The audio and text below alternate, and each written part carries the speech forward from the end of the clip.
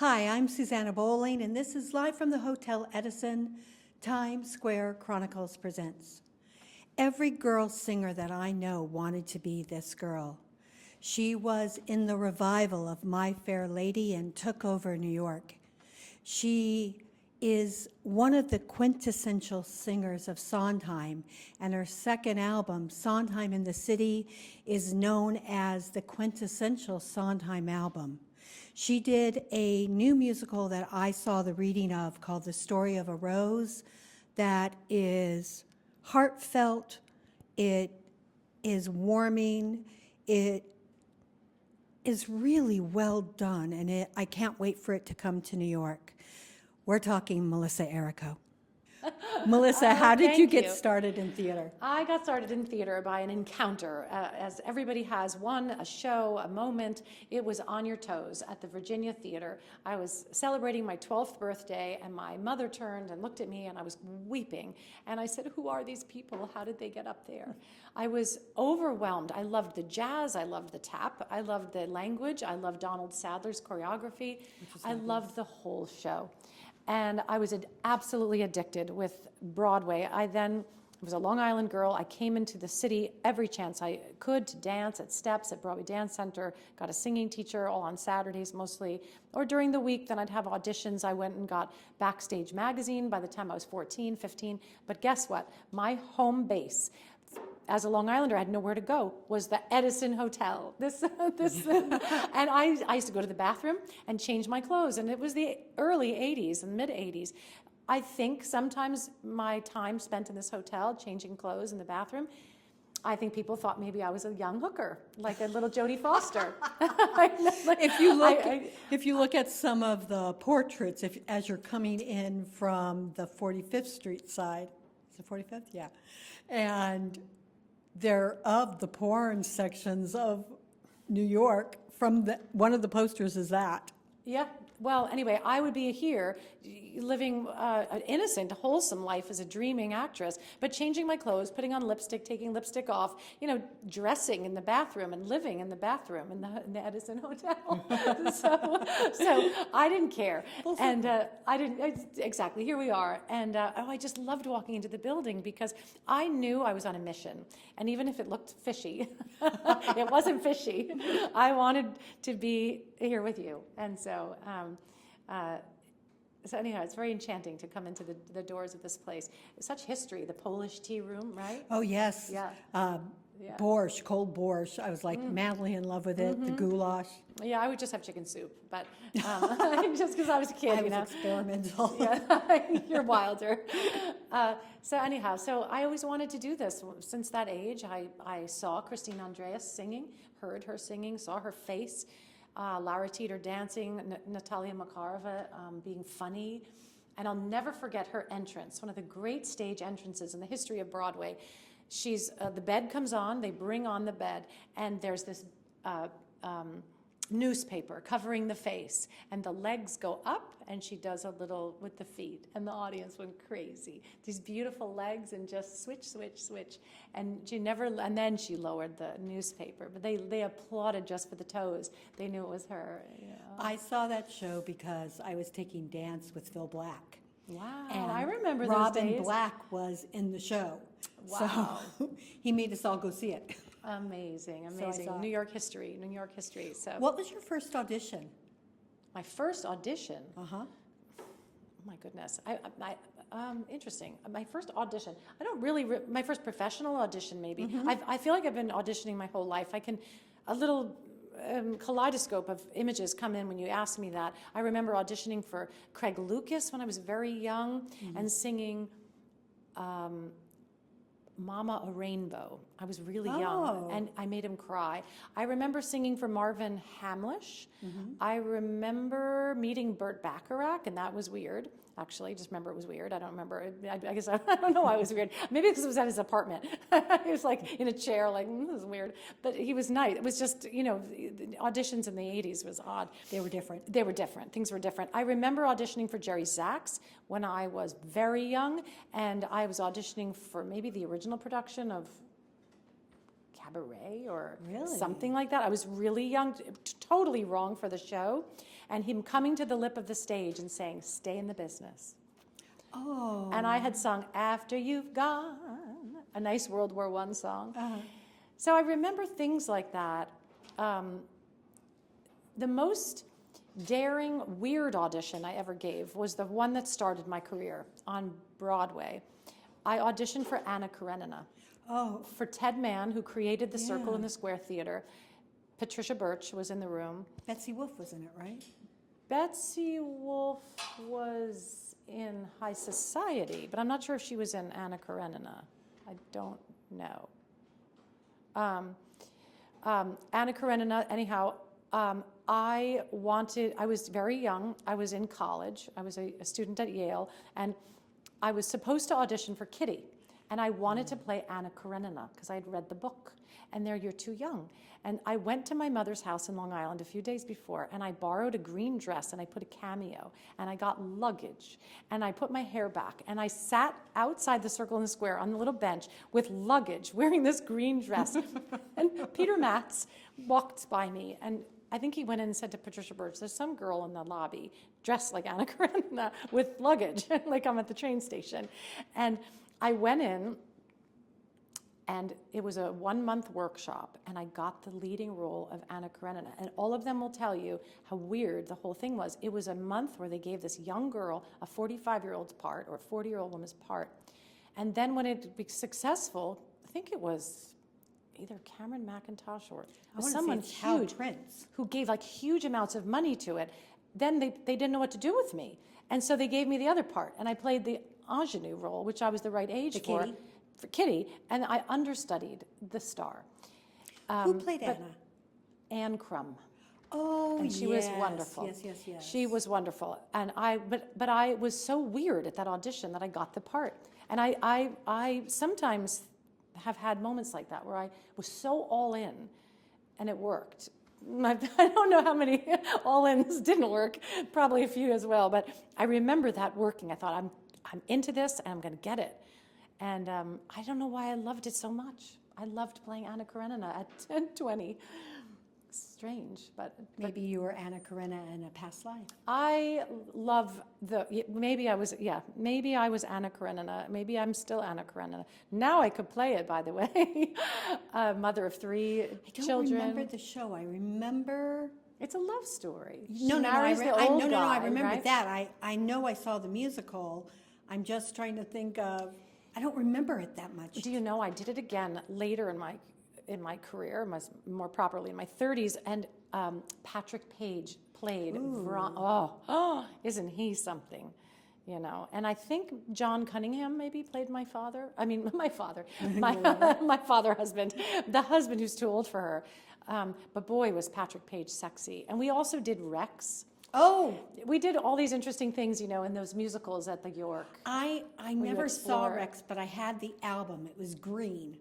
Yes, it was green. Yeah. And Glenn Close, of course, played the original part in that. So anyway, I've always loved musical theater. So I used to walk around this hotel just with I don't know, stars in my eyes, really, to be honest, stars in my eyes. Of all the roles that you've done, I know My Fair Lady had to change your life. Oh, yeah. Played on the same theater where I saw On Your Toes. Can you imagine? And the crew, all the crew, the men who work there and the lights and so on, they heard me on the news explaining that as a child I had fallen in love with On Your Toes at the Virginia Theater on 52nd Street.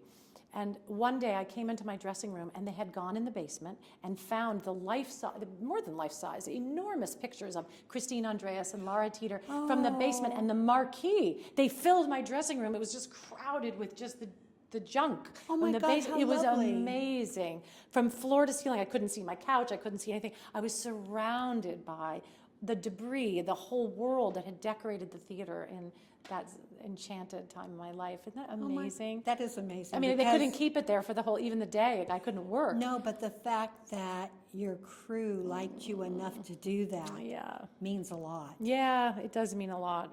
We seem to be on stage, but we're on stage with dozens and dozens of helpers and friends. And Yeah, people don't a lot of times performers don't realize that part of it, and it's sad. Well, you must recognize that your I agree. teachers are behind you, your voice coaches, everybody's behind. Every day of my life at this point. My band, this concert I'm doing on Saturday, I'm going to the New Jersey Performing Arts Center on Saturday with Ted Firth. Now, he's been playing piano for me, for a decade, for, I don't know if it's 15 Can years. I just say, I'm Yes. jealous, I'm in admiration. You can call him. I know him. I know his and number. he knows. I'll give I you his have number. it. I think it's in my phone. But I think this man is a musical genius. I think whenever you have Ted Firth backing you, you can sink into what you do because you know he has your back. Yeah, he has your back. And he's going to make it sound how you hear it in your It's head. interesting. I'm so touched that that's a broadly understood thing. He has a poetic soul, I Yes. feel. And I feel he reads my mind. And sometimes I'll say to him, Ted, there's that verse, we just did this World War I concert, which was wonderful. It was called The Story of a Rose. What is going on with this right now? It's gotten picked up. It's going to have Yay! a national tour. We're going to take it around, and we're going to do it in New York. I don't know if it'll be one of those sort of ceremonial type things, one night. Oh, like a pop-up? Like a concert, like a tribute to the military, to the First World War. It's being commissioned by the World War I Centennial Commission. They're lovely. I met them. Everyone is lovely. Gary Sinise's foundation is behind it. So we'll be doing it. And the military came down the aisles. It's just a magnificent. And Ted did a beautiful job. While we were working on that, it's a good example of our relationship. I sang a song called The Last Rose of Summer. It's a song I learned from Nina Simone. Oh. Very popular in the First World War. It's an Irish song, a traditional Irish song that's still sung at war memorials. And I said to Ted, we're doing one verse, then with the second verse, and I said, Ted, the next verse begins where I say, so soon may I follow, which means that, because we're talking about people who have died and passed away. Right. And I said, before I offer my own life and say that someday I'll die, he said he actually didn't really want to talk about it. He just played more and let the song sit for a minute, and then I would say, so soon may I follow. And he played I love extra when my guests bars, sing to me. I'll They sing do it a anything. lot, and I love it. Anyhow, so he reads my mind, he adds bars, we don't discuss it. If I say something strange like that, like, well, Ted, in this song, the singer is saying that I'll die next at some point, and I offer that. And he doesn't want to discuss it anymore, and he plays something so sensitive. And then he'll play something that lets you know it's time to sing. But we never agreed on how many bars. It's just he lets it pass, he absorbed what I said, and then he pushed me back into the song. It's a beautiful thing. It's a beautiful thing. We really do that with Sondheim's music. Saturday on May 17th, we're playing at the New Jersey Performing Arts Center. Everybody come and see us. It's really something we've been doing for years. I've been playing almost 10 years, all Sondheim nights with Ted. We have been exploring Sondheim for so long. We love to do it. Send in the Clowns, Anyone Can Whistle, Getting Married Today, where I go crazy. But this particular show is called Sondheim in the City. It's our second record together of Sondheim's music. Made a few albums with Ted. But we're looking at Sondheim's New York. It's funny, just after telling the story about On Your Toes, the Edison, it's the same idea, what we aspire to. I'm just a Broadway baby, right? Walking off my tired feet. I could easily be here. I'm just pounding. And any actress or actor in New York, if that is not their theme song, That's our theme they song. are not an actor. That's right. We are always looking for the next show. We are always pounding 42nd Street. We are always looking, aspiring. So it's a show about all his city characters and city moments. Like Another 100 People Just Got Off of the Train. Take Me to the World.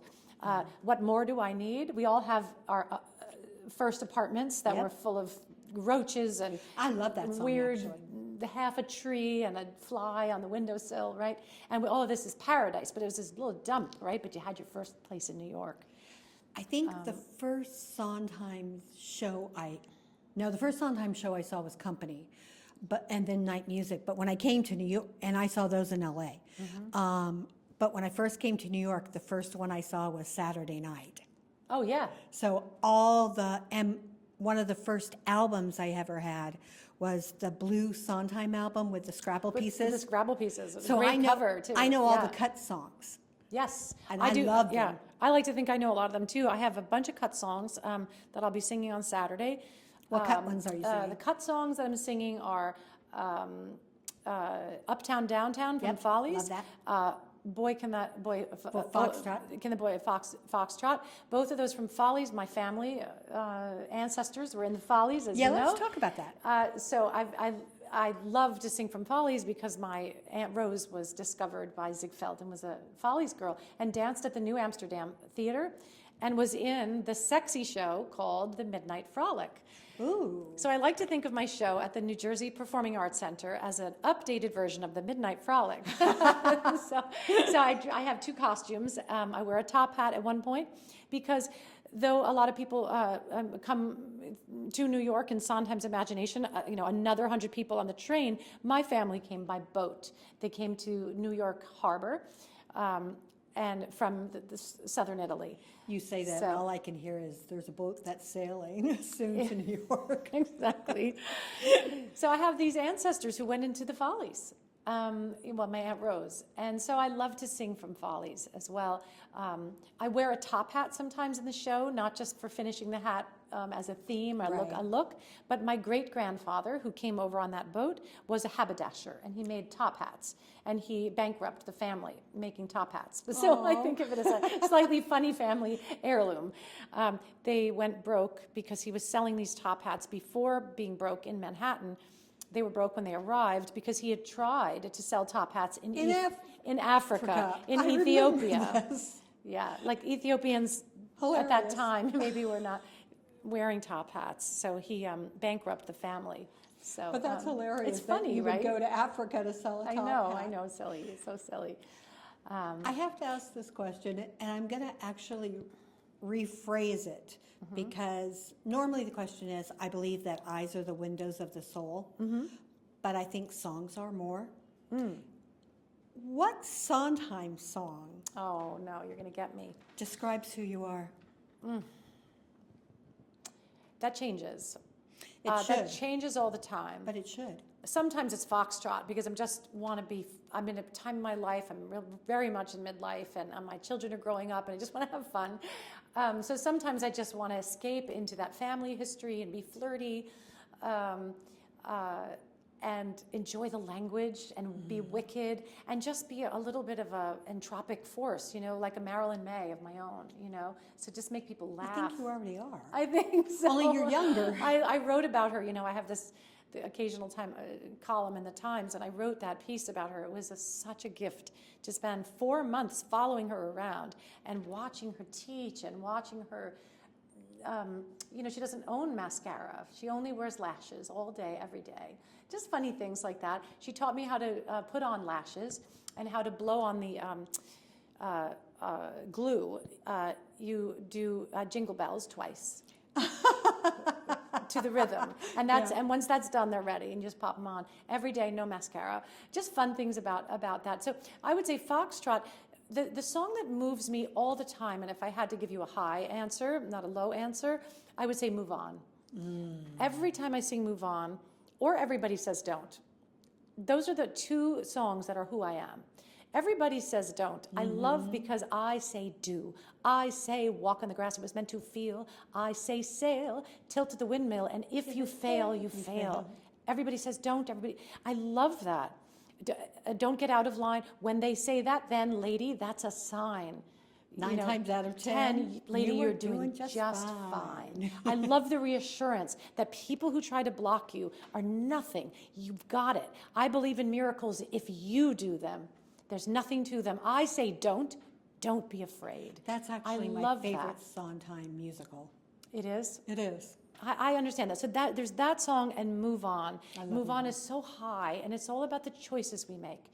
We make some choices, and they don't work out, but at least you made a choice. You must keep moving. Don't be paralyzed. And so Sondheim for me is words to live by and to celebrate and flirt by. So that's what I'm going to do on Saturday. I'm going to think, flirt, celebrate Sondheim, and be a bit of a midnight frolic in New Jersey.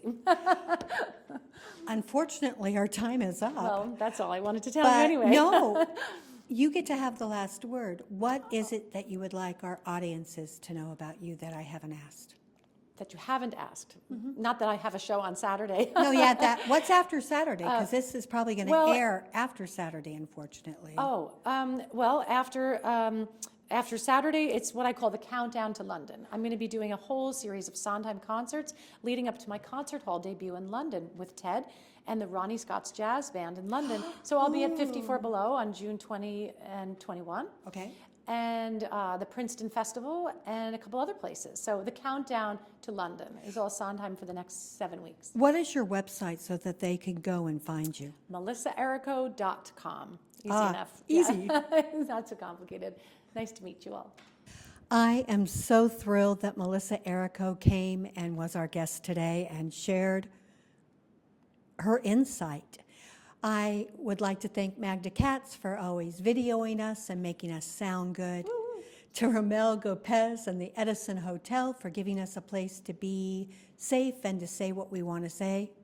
I'm Susanna Bowling, and this is live from the Hotel Edison, Times Square Chronicles presents.